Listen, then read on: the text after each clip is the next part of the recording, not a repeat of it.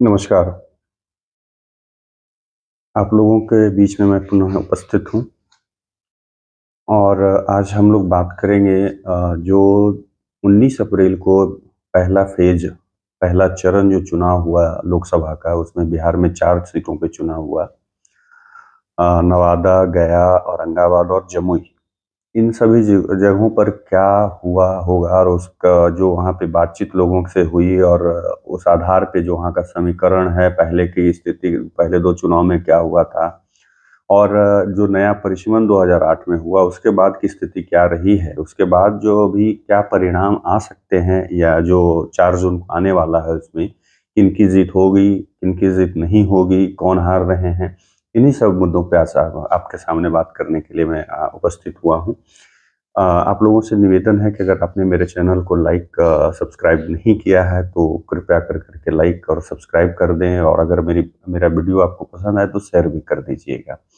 चलिए आज बात करते हैं जो 4 सीटों पर जो चुनाव हुआ प्रथम फेज़ चरण में, उन सब चीज़ों पे। पहला जो है, हम नवादा की बात करते हैं। बहुत सारे लोगों ने जो ख़ास करके जातिवादी टाइप के जो युवक हैं, जो सोशल मीडिया पे अपना जो भी पेज चलाते हैं, चैनल चलाते हैं या जो भी उस तरह की बात जो उनका एक तरह से अपना एक काम होता है पैसे लेकर करके अपनी बातों को इधर-उधर प्रसारित करना। और सबसे बड़ी बात जो मैंने पहला जो शब्द यूज़ किया, जातिवादी। इसलिए मैं बोल रहा हूँ कि आज के डेट में मतलब पहले से ये जो कहना बेईमानी होगी कि जातिवाद मतलब खत्म हो जाएगा इस देश से, बिल्कुल गलत है, खास करके बिहार में। बिहार में जातिवाद इस इतना चरम पे आज के डेट में चला गया, लगा था कि जैसे-जैसे एजुकेशन बढ़ता जाएगा, वैसा-वैसा जो है जातिवाद खत्म होता चला जाएगा। लेकिन इसका जस्ट उल्टा हो रहा है कि जातिवाद आज के डेट में चरम पे है। कोई कुछ अच्छा पढ़ा-लिखा हुआ लड़का भी जातिवाद के बहुत भयंकर जातिवादी हो रखा है। तो उस आधार पे लोगों ने क्या कहा कि 1 सीट जो है एनडीए जीतेगी, 3 सीट जो है आपका महागठबंधन जीत जाएगी। वो उसका कारण सिर्फ़ एक व्यक्ति है और उसका क्या कारण है, अशोक महतो, जो नवादा जिला वारिसलीगंज से जो कुछ दिन पहले वो बेल पर बाहर मतलब अभी हैं और वो मतलब अपराध जगत से अगले का नाता रहा है। उस व्यक्ति की वजह से लोगों ने माना कि नहीं भई, यहाँ पे ऐसा-ऐसा हो सकता है। जैसे नवादा में लोगों ने क्या कहा कि नहीं, विवेक ठाकुर जो भाजपा से उम्मीदवार हैं, उनकी हार है और वहाँ पे श्रवण कुशवाहा, जो कि पिछले 2020 में जो चुनाव है, वो नवादा से रालोसपा से चुनाव लड़े हैं। उससे पहले भी वो दूसरे दलों से चुनाव लड़ चुके हैं। उनका क्या स्थिति रहा कि उन मतलब जीतने तो बहुत दूर की बात है, स्थिति बहुत खराब रही है। तो उनको टिकट मिला, तो उसके लोग कह रहे हैं कि वो जीत जाएँगे, विवेक ठाकुर को हरा देंगे, क्योंकि वह स्थानीय का मुद्दा, बिल्कुल स्थानीय मुद्दा था कि स्थानीय नेता को अगर बीजेपी टिकट देती तो और अच्छे से जीतती। जो वहाँ पे जो परिसीमन है, वहाँ के और लोगों से जो बात हुई मेरे, क्योंकि मैं वहाँ पे अच्छे तरीके से वहाँ के चप्पे-चप्पे से वाकिफ़ हूँ। तो उस आधार पे कह रहा हूँ कि वहाँ पे जीत का अंतर ज़रूर कम होगा, क्योंकि 2014 में गिरिराज सिंह 1,40,000 मतों से जीते थे। 2019 में चंदन सिंह 1,48,000 मतों से जीते थे। लेकिन इस बार जो जीत का अंतर होगा 50,000 से नीचे का होगा। लेकिन जीत तो विवेक ठाकुर की होगी। उसका कारण है परिसीमन और वहाँ पे जातीय स्थिति जो है, जो वोटरों की संख्या है और जो बहुत सारे फैक्टर हैं जो काम करेंगे, उसके आधार पे मैं बोल रहा हूँ। अब सबसे पहले इसलिए मैं बोल रहा हूँ कि जैसे कि वहाँ पे जो नया 2008 के बाद परिसीमन हुआ, वहाँ पे तब से क्या है कि भूमियार जीतते आ रहे हैं। चाहे वो आप 9 में देख लीजिए कि भोला सिंह जीते थे, 14 में गिरिराज सिंह जीते थे, 19 में चंदन सिंह जीते थे। तो उस आधार पे, क्योंकि वहाँ पे पहले क्या था कि यादव और भूमियार वोटर जो है इक्वल थे। बट क्या है कि नए परिसीमन में भूमियार की स्थिति जो है, उनसे 5% की बढ़ोतरी हो गई यादव वोटरों से। और उसमें देखें कि कुशवाहा का जहाँ तक जिस जाति से जो वहाँ के उम्मीदवार राजद के थे, श्रवण कुशवाहा, वहाँ पे उनके 2 से 3% मतलब वोटर वहाँ पे उनके हैं। और मुस्लिम 8% है, यादव जो है वो 18 से 20% है। अन्य को जो जोड़ लेते हैं, बाकी मिसलेनियस जिसको बोलते हैं हम लोग, उसमें 25 से 28% मान के चलिए, 30% के आसपास। तो उसके आधार पे आप ये सोचिए कि जो लोग अशोक महतो को बहुत बड़ा फैक्टर बता रहे हैं, वो लोग शायद भूल जा रहे हैं कि नीतीश कुमार आज की तारीख में, चाहे उनको आप जो मान लें, लेकिन आज भी वो बहुत बड़े फैक्टर हैं। अपने ही जाति में हो या मिसलेनियस वोटरों में आज भी उनकी उतनी ही लोकप्रियता है जितना पहले था। हाँ, थोड़ा बहुत कमा है, लेकिन ऐसा भी नहीं। हाँ, अशोक महतो का हम कुछ वोट वहां पे काटवाएंगे उनके द्वारा वहां पे उनके, क्योंकि भाई जो है वारसलीगंज में प्रदीप महतो विधायक रह चुके हैं और उनका अपने जाति पर वहां पे पकड़ है। लेकिन मिसलेनियस वोट ये है कि हाँ यार उनकी ही जाति का वोट पूरा का पूरा राजद को चला जाएगा, ऐसा भी संभव नहीं है। श्रवण कुशवाहा कुशवाहा जाति से, इसलिए सारा कुशवाहा उनको वोट दे देगा, ये भी गलत सोचना है। सम्राट चौधरी और उपेंद्र कुशवाहा से बड़े फैक्टर श्रवण कुशवाहा नहीं है। तीसरा जो है हम चले जाते हैं कि जैसे एक गुंजन सिंह वहां पे खड़े हो गए जो कि भूमिहार जाति से आते हैं, वो भोजपुरी कलाकार है, मगही के गायक है। तो उनको मान लिया इन लोगों ने, जो ये लोग बात कर रहे हैं कि हाँ भाई वो अच्छा खासा वोट काट लेंगे और उसके वजह से विवेक ठाकुर काट, लेकिन वो भूल जा रहे हैं कि जो राजद का वोट काटेंगे विनोद यादव, राजवल्लभ यादव के भाई, जो कि पहले राजद में थे, वो राजद छोड़ करके निर्दलीय चुनाव लड़े हैं और उनकी भाभी जो है अभी भी राजद से विधायिका है। तो वो गुंजन सिंह जितना वोट काटेंगे उससे कई गुना जो है ज्यादा वोट विनोद यादव काटेंगे, यादवों का वोट और अदर भी वोट काटेंगे। ये भी सोच लेना कि यादव जाति जो है लालू यादव का एक माने पॉकेट वाली जाति है, ऐसा भी सोचना गलत है। इसलिए सोचना ऐसा गलत है क्योंकि अगर 2019 में चले जाइएगा तो राजद से ज्यादा वोट यादवों ने बीजेपी को दिया था, 24% के आसपास जो है बीजेपी को वोट मिला था। उससे पहले 14 में चले जाइए लगभग 18 से 19% वोट जो है यादवों ने बीजेपी को दिया था।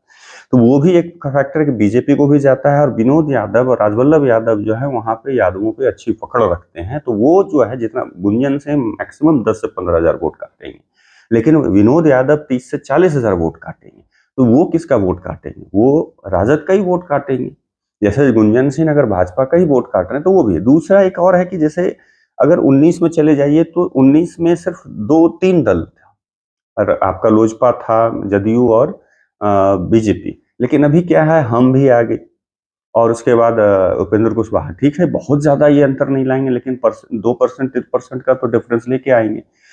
अब लोजपा को जैसे सारे वहां पे कुछ लोग पासवान जाति से हैं तो उसको बोल रहे हैं कि नहीं वो जो है उधर मूव कर जाएगा, ऐसी बात नहीं। आज भी पासवान जो है रामविलास पासवान के बाद चिराग पासवान को नेता मान रहा है। पशुपति पारस को मानता तो पशुपति पारस की ये स्थिति नहीं होती जो अभी वर्तमान में है। तो वो वोट तो पूरा का पूरा इधर ही जाएगा। दूसरी चीज है कि हम पार्टी के जो संस्थापक हैं मतलब जीतन राम मांझी, तो उनका भी मांझी पे पकड़ है, हर जाति का अपना है। तो इन सारे फैक्टर को जो है ना ये निगलेक्ट कर कर करके लोगों ने कहा कि श्रवण कुशवाहा जीतेंगे, जबकि ऐसी बात नहीं है। यहाँ पे बीजेपी के उम्मीदवार, हाँ 40% मतलब मात्र मतदान हुआ है, तो ये भी है कि कम है। तो उस आधार पे भी मैं कह रहा हूँ कि कम होगा, लेकिन मत कम होने का मतदान कम होने का कारण क्या है कि उस दिन 18 तारीख को बहुत ही जबरदस्त लगन था, जिसके कारण क्या है कि उस इलाके से बहुत सारे, जैसे मैं मेरे ही गांव में उधर से 2-2 गांव से लोग आए हुए थे, एक बारात आई हुई थी, एक तिलक में आए हुए थे। तो ये सब वोटों इस वजह से वोट कम हुआ। एक और है कारण तपती धूप, और एक ये भी कारण है कि उदासीनता। जो राजनीतिक पार्टी है, सिर्फ बीजेपी की बात नहीं है कि जितने भी दल हैं, जैसे राजद ने क्या किया, ये राजद के लोगों से भी आप पूछ सकते हैं अकेले में कि उनके कार्यकर्ता, उनके जो भी समर्थक हैं, वो सीधा सीधा समझ रहे हैं, क्लियरली समझ रहे हैं कि राजद ने वॉक ओवर दे दिया है बीजेपी को। उनका सिर्फ फोकस है 2025 विधानसभा के चुनाव, और उस उम्मीदवार उठा करके देख लीजिए, श्रवण कुशवाहा से ज्यादा बेहतर होता विनोद यादव को अगर टिकट देते या नहीं। मैं तो यहाँ तक कह रहा हूँ, ये नहीं कि जातिवाद की बात, यहाँ पे मैं कह रहा हूँ कि अगर गुंजन सिंह को ही टिकट सिंबल दे देता राजद, तो वहां पे विवेक ठाकुर की स्थिति खराब हो जाती। लेकिन ऐसा कुछ नहीं, वहां नाराजगी थी विवेक ठाकुर के प्रति, क्योंकि लोग उनकी जो व्यवहार उनका था, लोगों उनका रवैया जो था उसके प्रति नाराजगी थी। और दूसरी चीज है कि ऑलरेडी वो राज्यसभा सदस्य थे, उनको क्यों यहाँ पे लाया गया? उसके जगह पे किसी लोकल नेता या अरुणा देवी को दे दिया जाता या अनिल सिंह को दे दिया जाता या किसी और नेता को दे दिया जाता लोकल में जो थे, तो अच्छी स्थिति और बेहतर स्थिति हो सकती थी। लेकिन बाहर से ला करके, और ये भी ऐसे एक व्यक्ति को जो कि सामाजिक सरोकार रखता ही नहीं हो, वो सिर्फ बस मतलब मैं उतना डिटेल में नहीं बताऊंगा कि हाँ उन्होंने उनकी स्थिति क्या क्या उन्होंने किया, लेकिन फिर भी आखिर में 2 दिन पहले क्या होता है कि चुनाव से 2 दिन पहले लोग बैठक करते हैं और ये निर्णय लेते हैं कि सबसे बड़ा एक काम मुद्दा ये कर गया है कि जो लालू यादव के शासन में नवादा जिला ने जो भुगता, जो अशोक महतो के मतलब उस समय जो अपराध जगत में उनका स्थिति था, उससे जो नवादा जिला ने जो भुगता, उसके बाद क्या है कि मोदी का चेहरा, ये तीन चीजें फैक्टर जो है काम कर गया विवेक ठाकुर के पक्ष में।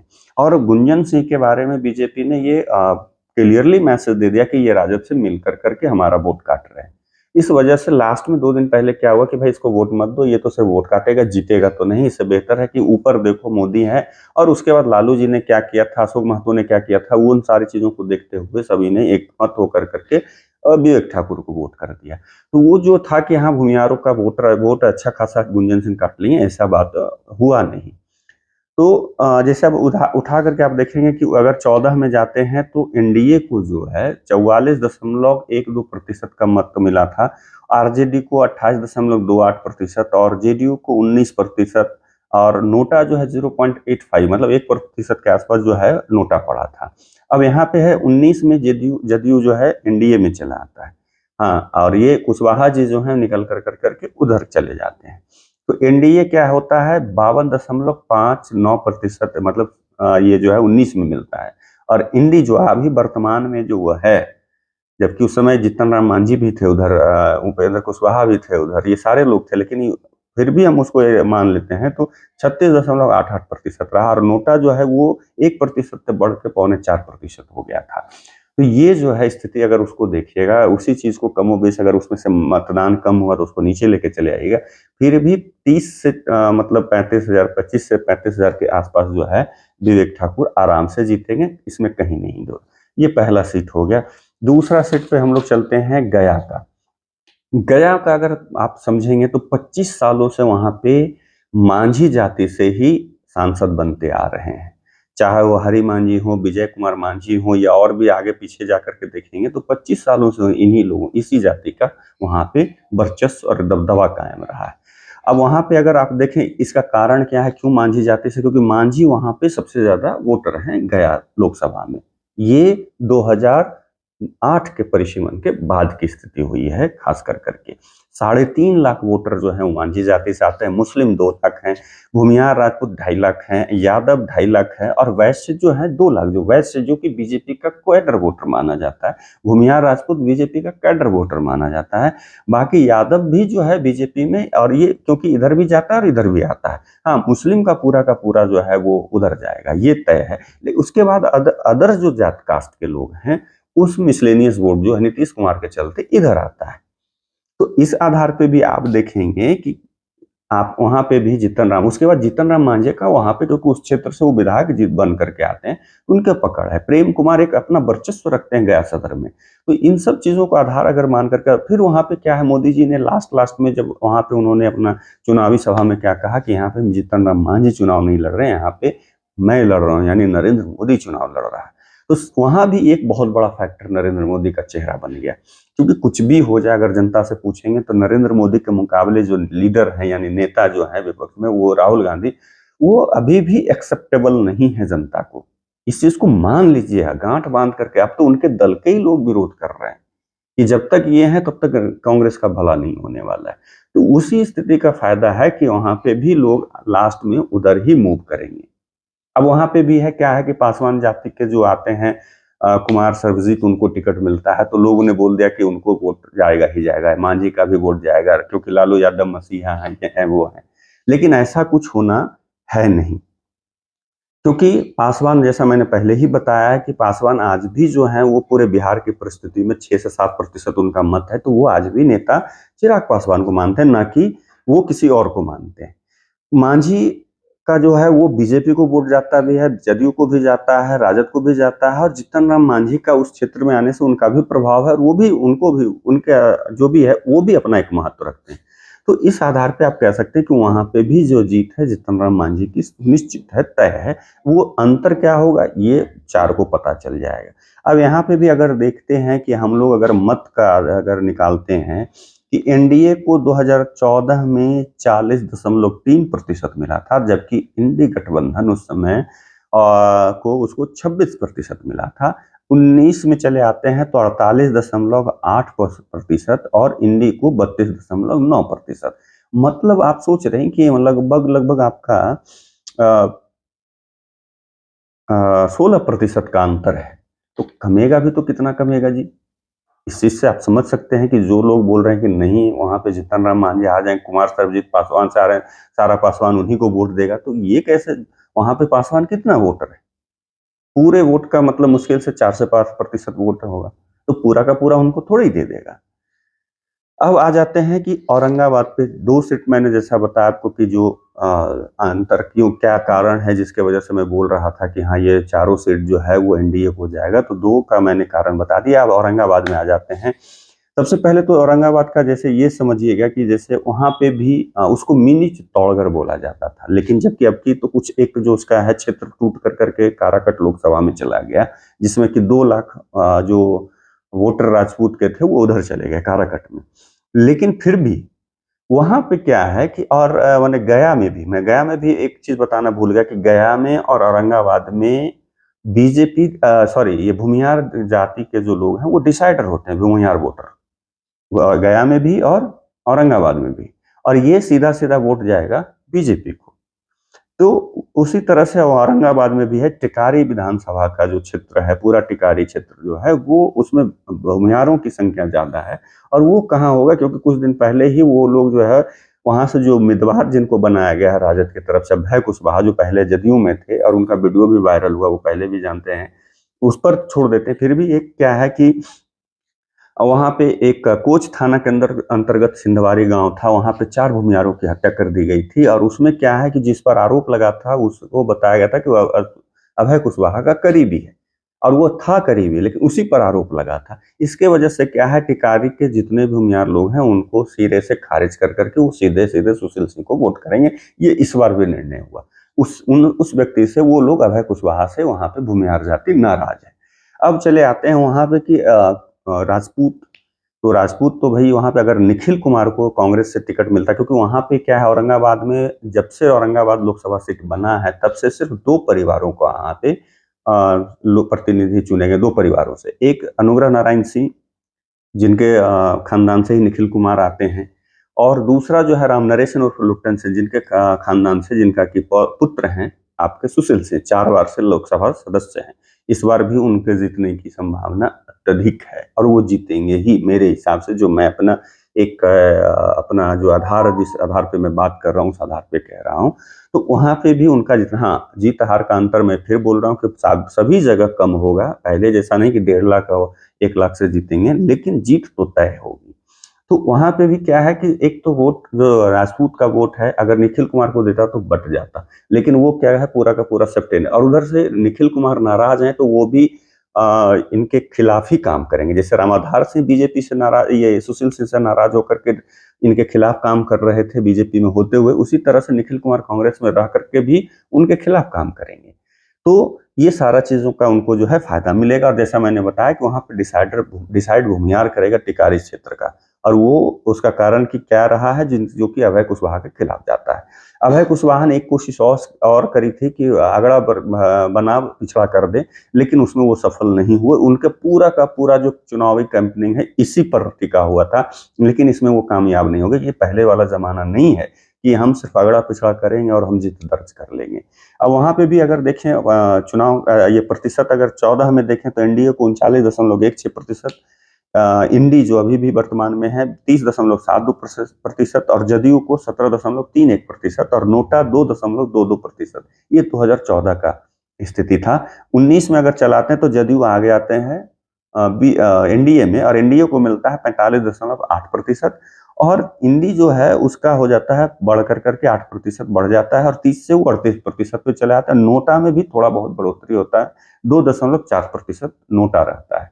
तो ऊपर से अभी क्या है कि कुशवाहा जी भी आ गए और हम के भी, लेकिन ऐसा रिपोर्ट मिल रहा है कि कुशवाहा जी ने वहां पे बीजेपी को सपोर्ट नहीं किया। इसका खामियाजा उनको वहां पे पवन सिंह से उठाना पड़ेगा काराकट में, आगे चल करके जो कि समझ में आएगा। जो स्थिति है वो वोट पूरा का पूरा जो है कुशवाहा का ही काटेंगे, उपेंद्र कुशवाहा का ही।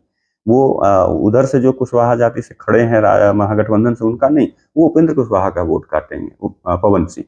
और उसका सीधा सीधा आप समझ में आ रहा है, क्योंकि वहां पे कुशवाहा जाति के में इनके जो लोग हैं, शायद मे बी कि वो बीजेपी के खिलाफ उन्होंने काम किया। फिर भी जैसा मैंने बताया कि जीत निश्चित है, सुशील सिंह वहां से भी जीत रहे हैं। तो ये आपका 3 सीट हो गया, 3 जी मतलब सीटों में 3 शून्य से यहाँ पे एनडीए जो है आगे चल रहा है। प्रथम चरण जो बिहार में है, वहाँ की मैं स्थिति की बात कर रहा हूँ। अब आखिर में चले आते हैं जमुई में। जमुई में चिराग पासवान, जैसा कि लोगों ने कहा और ये बात भी सच है कि उन्होंने अपने बहनोई को अचानक से उतार कर करके उनको टिकट दे दिया। कहीं भी कोई उनका राजनीतिक कोई ऐसा क्रियाकलाप नहीं रहा, वो राजनीति में रहे नहीं, अचानक से लाया गया और अपने जो परिवार फर्स्ट की बात होती है, जो परिवारवाद की बात है, बिल्कुल सही है, उन्होंने भी किया। लेकिन सामने से जो उम्मीदवार आया वो भी सही का उम्मीदवार नहीं। अर्चना रविदास के बारे में, जैसे अरुण भारती या इन लोगों के बारे में बहुत सारे वीडियो सभी जगह उड़ाए गए। चिराग पासवान के ही वीडियो बहुत सारे राजद के लोगों ने उड़ाया कि उनके बाप के मरने का उन लोगों ने चुनाव में इस्तेमाल किया। तो उस तरह से अगर देखा जाए, उस तरह का वीडियो अर्चना रविदास का भी आया। अर्चना रविदास का एक से एक इंस्टाग्राम पे, टिकटॉक पे बहुत सारे रील्स वायरल हो रखे हैं, जिसको कि लोग निकाल निकाल करके सोशल मीडिया पे कुछ दिन पहले जो है डाला गया, जिसमें अलग अलग तरह के कपड़े परिधान में वो अपना नाचते हुए वीडियो बना रही हैं, ये कर रही हैं। और सबसे बड़ा जो महत्वपूर्ण कारण बन गया, जो तेजस्वी यादव की रैली में वहां पे चिराग पासवान को मां बहन की गाली दी गई। उसके बाद क्या है कि सीधा मूवमेंट शिफ्ट कर गया इधर, और वहां भी मोदी का फैक्टर काम करा, वो भी एक फैक्ट काम करा। लेकिन दूसरा एक चीज और है कि तेजस्वी यादव का जो सामने जो गाली, और उसके बाद तेजस्वी यादव का उसको कंडेम नहीं करना, उसका मतलब उसका विरोध नहीं जताना, और सीधे ये कह देना कि भीड़ में अब कोई दे रहा है उससे मैं क्या कर सकता हूँ, मैं नहीं जानता, हो सकता है उन्हीं का दो। मतलब जबकि उनके साथ जो मंच पे उनके बगल में खड़ा था कोई विजय नाम का व्यक्ति, जिसको कि नीचे से जो गाली देने वाला था वो कह रहा था विजय भैया हम चिराग की, जो कि मैं बोल नहीं सकता वीडियो में, वो कह रहा था। तो आपके नेता को तो जान रहा है, विजय भैया कह के संबोधित है, वो व्यक्ति आपके बगल में खड़ा है, और इस चीज का खंडन नहीं करना, ये तेजस्वी यादव के खिलाफ गया है। और वहां पे भी जो है पूरा क्षेत्र का एक बेल्ट जो है कि पूरा का पूरा वो जो है भूमिहार का क्षेत्र बेल्ट है, वो चिराग पासवान ये बीजेपी को ही फायदा पहुंचाएगा, मतलब यानी एनडीए को। हाँ, ये भी बात सही है कि 2 टर्म वहां पे चिराग पासवान सांसद रहे तो वहां पे नाराजगी थी। बाकी जगह भी जैसे नाराजगी थी, सुशील सिंह के साथ भी एंटी इनकम्बेंसी का स्थिति था, उसी तरह से वहां भी था। लेकिन सारी चीजें ये जो महागठबंधन के लोग या एनडीए गठबंधन के लोग या विपक्ष के लोग हैं, वो खुद अपने पैर पे कुल्हाड़ी मारे, सेल्फ गोल कर लिया। कोई ढंग का उम्मीदवार नहीं देकर करके, अनाप शनाप बयान देकर करके, सही बातों पर बात नहीं कर कर करके, ये सारी चीजें उनको जो है पीछे ढकेल दिया। तो वहां भी जीत का अंतर कुछ भी हो, लेकिन अरुण भारती वहां पे जीतेंगे, क्योंकि उनके सामने मजबूत उम्मीदवार नहीं था। किसी भी इन चारों सीटों पे मजबूत उम्मीदवार नहीं देना महागठबंधन राजद के लिए, क्योंकि इन चारों जगहों पे सिर्फ राजद का उम्मीदवार था। इसलिए मैं बता रहा हूँ कि वहां से भी अभय कुशवाहा राजद से थे, श्रवण कुशवाहा राजद से थे, आपका जमुई से भी जो है आप देख लीजिए कि राजद से अर्चना रविदास, और गया से कुमार सर्वजीत जो है वो भी राजद से। ये चारों सीटों पे राजद के उम्मीदवार लड़े। लेकिन इसी से पता चलता है, और राजद के लोगों से भी बात हुई तो उन लोगों ने कहा कि समझ से परे है कि ऐसा टिकट क्यों बांटा गया, जीतने वाले उम्मीदवार को टिकट क्यों नहीं दिया गया, ऐसे उम्मीदवार को क्यों दिया गया कि जो कि वो क्लियर दिख रहा है कि वो हारेंगे। तो ये सारी चीजें, स्थिति जो है बीजेपी के अगेंस्ट में थी, एनडीए के अगेंस्ट में। लेकिन एनडीए ने क्या किया, अब क्या इन लोगों के अंदर कहने से सेटिंग है कि भाई ऐसा उम्मीदवार क्यों उतारा, ये अब सोचने वाली बात है। अब इससे क्लियर समझ में आ रहा है कि वॉकओवर, या सिर्फ यही 4 सीट की बात नहीं, उठा करके किसी भी सीट पे, अब जैसे देखिए अगर मान लीजिए पाटलिपुत्र से है, अगर वहां पे जैसा लोगों से बात करना, या लोगों से जो बातचीत पता चल रही है कि अगर वहां से रितलाल यादव को दिया जाता तो स्थिति कुछ और हो सकती, टक्कर होता, जीत हार तो नहीं, वहां पाटलिपुत्र से रामकृपाल यादव जीतेंगे ही, जीतते ही, लेकिन वहां पे टक्कर देते रितलाल यादव, लेकिन ऐसा नहीं हुआ। हाँ, वैशाली से टिकट इन्होंने अच्छा दिया, शिवहर से उम्मीदवार इन्होंने अच्छा दिया कि यार लवली आनंद के सामने रितु जायसवाल एक अच्छी पढ़ी लिखी हुई, और एक जो कि मुखिया रहते हुए बहुत अच्छी काम करी, तो एक एग्जाम्पल भी है उनका। तो ये उम्मीदवार अच्छे हैं। तो उस तरह से अगर आप देखेंगे सभी जगह, तो ये अच्छे उम्मीदवार राजद की तरफ से या इंडी गठबंधन के। अब जैसे अब कांग्रेस के ही लोग विरोध करने लगे कि बाहर से लोग ला कर करके हमारे बिठा दी जा रहे हैं, कहना भी सही है। जैसे आज एक नालंदा जिले से, नालंदा जिला के कांग्रेस के पूर्व अध्यक्ष, जिला अध्यक्ष, और अभी वो वर्तमान में अखिल भारतीय कांग्रेस कमेटी के सदस्य भी हैं, वो सीधा कल से वो विरोध जता रही है। जो लास्ट में जो 5 लोगों का सीट जो घोषणा किया गया, जो उम्मीदवारों का, वो सीधे सीधे विरोध जता रहे हैं कि बाहर से उठा करके पैरासूट लोगों को क्यों दे दिया जा रहा है, अपने पार्टी के लोगों को क्यों नहीं दिया जा रहा है। यहाँ पे नालंदा से उनका मांग था कि यहाँ पे कांग्रेस को मिलना चाहिए था, लेकिन यहाँ पे माले को दिया। माले को भी तब क्यों दिया गया जब उनका अपना खुद का लोकल उम्मीदवार नहीं, वो भी वो कहाँ से, आपका विक्रम से या पाली से उधर से वो माने जो है उठा करके लाके, क्योंकि उधर से वो विधायक है पाली से, और उनको लाके यहाँ बिठा दिया गया। तो इसकी नाराजगी सब जगह है, हर दल में है।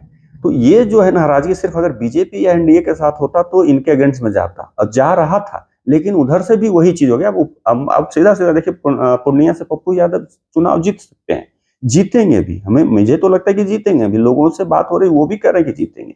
यहाँ तक कि जो अलग अलग छोटे छोटे चैनलों से लेकर करके, यूट्यूब चैनलों से लेकर करके बड़े चैनलों पर लोगों का इंटरव्यू पब्लिक का देखिए, तो सीधा सीधा वहां पे तेजस्वी यादव और लालू यादव का विरोध जता रहे हैं। उतना छोड़ दीजिए, जो उनके साथ, जो उनके बाबूजी के साथ जो अपने राजनीतिक करियर शुरू किए, देवेंद्र यादव, उन्होंने विरोध जताया, जबकि वो अभी राष्ट्रीय उपाध्यक्ष हैं राजद के।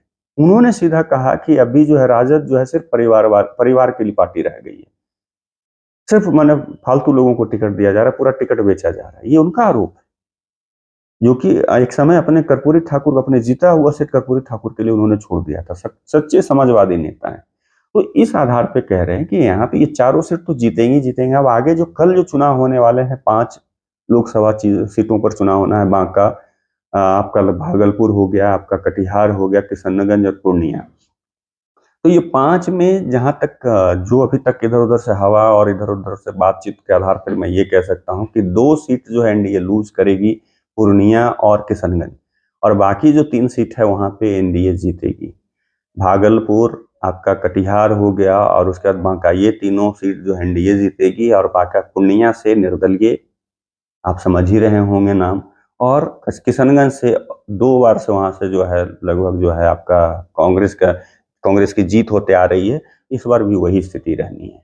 तो ये जो है अभी तक का जो है यहाँ बिहार के जो है लगभग 9 सीटों का स्थिति जो है मैंने आपसे बताया कि क्या होने वाला है, क्या हो सकता है। बाकी तो 4 जून को क्लियर पता चल ही जाएगा। आज 25 अप्रैल हो गया है।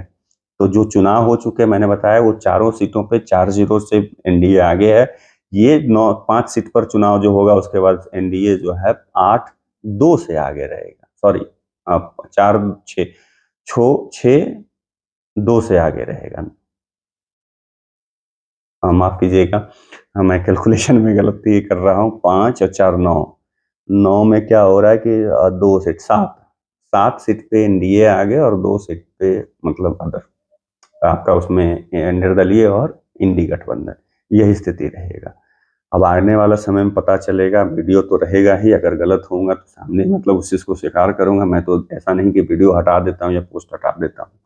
तो यही अभी तक का स्थिति है। आगे चल करके पता चलेगा 4 जून को क्या होना है। फिर इस तरह से और भी आगे जब चुनाव होंगे तो उस पर लेकर के वीडियो आप लोगों के सामने आऊंगा। और अभी तक जो मतलब मैंने 2020 में, 19 में, 14 में और 15 में, इस तरह में जब भी जो चीज़ें पर अभी जो लोगों के बातचीत के आधार पे मैंने जो आकलन किया है, लगभग लगभग सही हुआ है।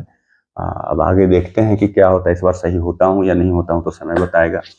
तब तक के लिए अगर आपको मेरी वीडियो अच्छा लगा हो तो प्लीज़ लाइक और सब्सक्राइब कर दें, शेयर कर दें और प्यार दीजिए, आशीर्वाद दीजिए। इस तरह से आप लोगों के सामने वीडियो लेकर के, मैं तो कोई न्यूज चैनल वाला हूँ नहीं, जो मैं सोचता हूँ आप लोगों की तरह वही बात करता हूँ और वही बोलता हूँ।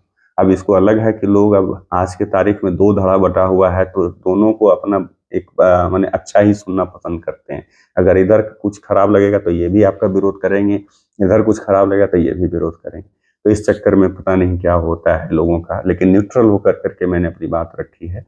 बाकी कैसा लगेगा कमेंट करके जरूर बताइएगा। तब तक के लिए आप लोग स्वस्थ रहिए, मस्त रहिए। शुभ रात्रि, जय सिया राम।